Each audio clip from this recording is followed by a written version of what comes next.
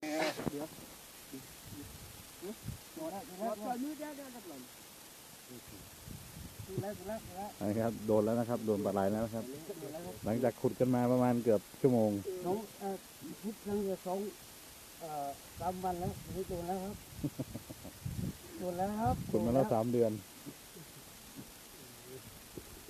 ขุดใช้ละประมาณ3 โหดแล้วนี่โดนแล้วขุดตั้งนานเลย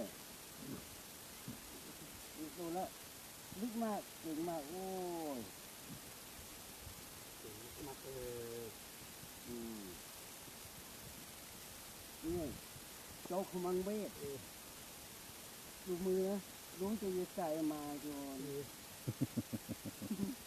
ลุงจะของยายมา ไม่เอาอย่าพูดออกสื่อเดี๋ยวลง YouTube ให้อย่าพูดออกสื่อ นี่เขาเล่าแล้วครับถึงแล้วนะแล้วจะตามมาถูกหัวด้วยถูกจังๆเลยถูกจังๆเลยนี่ถูกแล้วนะจ๊ะนี่ถูกจริงๆตามมาเดี๋ยวตายดึงแล้วตายดึงแล้วดึง โอ้โหตัวใหญ่เหมือนกันนะนี่โชว์ถูกหัวด้วยยากมากนะยากมากที่จะถูกแบบนี้ยากมาก